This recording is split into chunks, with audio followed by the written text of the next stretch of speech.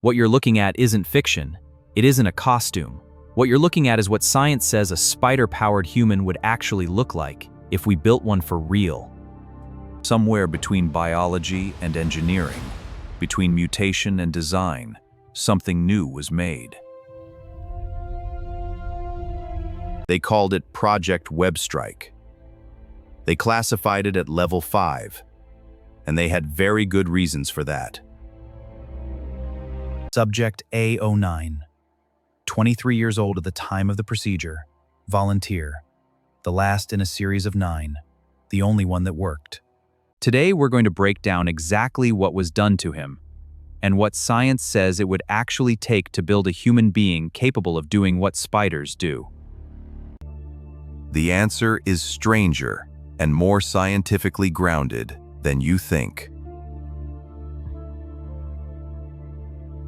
Before we get into the biology, we need to understand what spider powers actually are. Not the comic book version, the real version. Spiders don't just spin webs and bite things. They have a sensory system that detects vibration at a distance. They have adhesion structures that let them walk on any surface. And they produce a material stronger than steel by weight. So the question isn't, what if someone got bitten by a radioactive spider? The question is, what would a human body actually need to do those things, and what would it look like if it had them? Let's start with the most fundamental question. How does a spider walk on glass?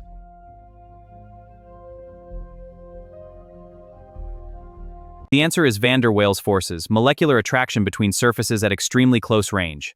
No glue, no suction, pure physics, and it can be engineered into human skin. Here's what science would actually change. Not everything, not randomly, specific systems, specific locations, built for specific functions. Wall climbing. This is the one everyone wants to know about. And the science is real. It just requires some serious biological engineering. Geckos already do this. They have millions of microscopic hair-like structures called setae on their feet. Each setae splits into hundreds of nanospatulae at the tip. Those tips get close enough to a surface that van der Waals forces kick in and they stick. For a human to do this, you'd need to cover enough surface area with functional setae to support body weight. The math works out, but it requires modified fingertips, modified toe pads, and a significantly increased contact surface on the palms and soles. The feet matter as much as the hands. Spiders use all 8 legs to distribute load. A biped would need every contact point optimized, toes that grip like fingers, soles that adhere like palms. Researchers at Stanford and MIT have already created synthetic setae arrays that replicate gecko adhesion. The material works. The challenge is integrating into living human tissue and keeping it functional. The result would be a human being who could walk up a glass skyscraper the same way you walk up a flight of stairs. Not with effort, with habit. The physics is elegant. The adhesion isn't permanent, it's directional. Pull parallel to the surface and it releases instantly. That's how spiders detach.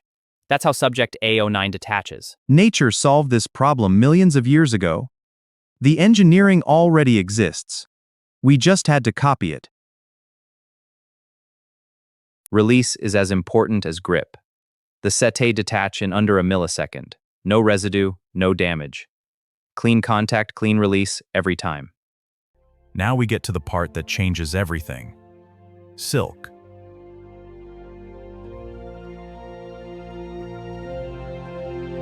Spider silk is produced in specialized glands in the abdomen. The protein is stored as a liquid, then forced through a spinneret where it solidifies on contact with air. For a human, you'd need to replicate that entire system and fit it into a forearm. This is the original design. Millions of years of evolution compressed into a structure smaller than a grain of rice. It produces a thread that, by weight, outperforms every synthetic material humans have ever made. The bioengineered version stores the silk protein in a pressurized reservoir in the forearm. A muscle contraction triggers the pressure valve. The thread extrudes and solidifies in under 40 milliseconds. The secret is the molecular structure. Beta sheet crystal regions give it rigidity. Amorphous chain regions give it elasticity.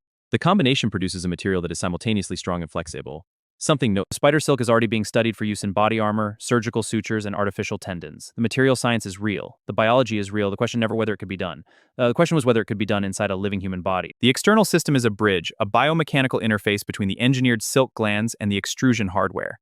The long-term goal was full biological integration. Subject A09 was the first step. Under the right light, the thread refracts like a prism. That iridescence isn't decorative, it's a byproduct of the nanoscale fiber architecture. The same structure that makes it strong also makes it beautiful. Spider silk is stronger than Kevlar. It is stronger than high-tensile steel by weight, and it can be produced biologically, continuously, inside a living organism. That is not science fiction. That is a fact. Spider sense. Everyone knows the concept. But what would it actually be, biologically? What would your body need to detect threats before your eyes process them? Spiders have organs called slit sensilla, microscopic slits in their exoskeleton connected directly to sensory neurons. When vibrations travel through a surface or through the air, these slits flex. The neurons fire. The spider knows something is there before it sees it. The human equivalent would be a network of embedded mechanoreceptors, biological sensors tuned to detect microvibrations in air and surface, placed at the temples, cheekbones, and along the jaw for maximum angular coverage. The nervous system would need to be recalibrated to process this new data stream. Enhanced proprioception, and awareness of your body's position in space at all times. Vibration data feeding directly into the motor cortex. Reaction before conscious thought. In testing, the average human reaction time is 250 milliseconds. With enhanced slit sensilla and a recalibrated nervous system, subject A09's measured response time was 40 milliseconds. That's not reflexes. That's a different nervous system. A spider's web is an extension of its nervous system. Every strand is a wire. Every vibration is a signal. Subject A09 doesn't have a web, but the sensor network embedded in his skin functions on the same principle. These hairs respond to air pressure changes as small as 0.002 pascals. That's enough to detect the displacement of air from a moving hand, from across a room. The signal chain is, sensor detects vibration, sensory neurons fire, signal reaches the CNS, motor neurons activate, muscles respond. The entire loop from detection to physical response completes in under 80 milliseconds, faster than a blink. And the eyes, 6 of them, arrange for near 360-degree coverage with no blind spot. In low light, the reflective tapetum layer bounces available light back through the retina twice. He sees in conditions where you are functionally blind. Wall climbing and web swinging don't just require grip and silk. They require a skeletal and tendon system that can handle forces no standard human body was designed to absorb. When you swing on a silk thread and decelerate, the forces on your knee joint exceed 12 times body weight. A standard human ACL tears at around 2,000 newtons. The silk fiber reinforcement graph raises that threshold to over 8,000 newtons. The musculature follows the same principle, not bulk density. Longer muscle fibers with higher force-to-weight ratios, tendons reinforced with silk fiber scaffolding. The result is a body that generates more force per kilogram than any natural human athlete. The silk fiber reinforcement is woven directly into the collagen matrix of the existing tendon. It doesn't replace the tissue, it augments it. The tendon becomes a composite material. Biological flexibility with structural fiber strength. Here's something most people don't know about spiders. They don't have extensor muscles in their legs. They extend their legs hydraulically using internal fluid pressure. It's one of the most efficient movement systems in nature, and it was studied extensively during design of Subject A09's joint reinforcement. In load testing, Subject A09 sustained a dead hang from a single finger for 11 minutes. Normal human grip strength fails on a full hand in under 4 minutes. The difference is the tendon architecture. The difference is visible at the tissue level. Standard collagen fibers versus silk-reinforced composite. One is biological, one is engineered. Subject A09 has both in every major tendon in his body. The overall build is lean by design. Lower body mass means lower forces on the adhesion system. Higher muscle density means more output per kilogram. The body shape isn't aesthetic, it's engineering. The Achilles tendon analog stores kinetic energy on landing and releases it on push-off, like a biological spring. In Subject A09, this system is enhanced with a silk fiber coil that increases energy return by an estimated 340% over a standard human tendon. So, that's the science. Wall adhesion, silk production, enhanced senses, reinforced tendons, each one grounded in real biology, each one theoretically achievable with current or near-future biotechnology. What you're looking at isn't a superhero, it's a biological engineering project. A human being redesigned from the tissue level up, not for fiction, but for function. Every modification has a biological cost. Every enhancement creates a system that must be maintained, fed, and managed. He isn't invincible.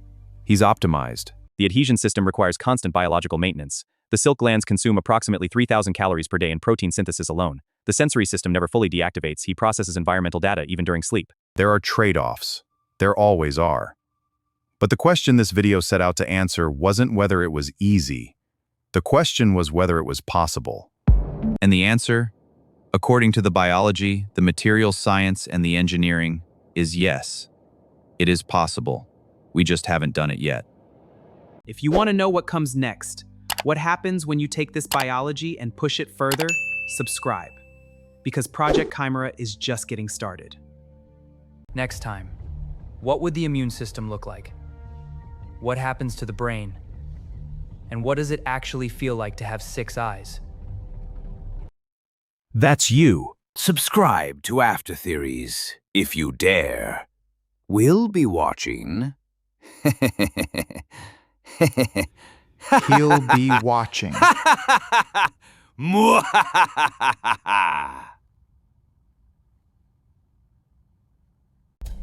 Project Webstrike, ongoing.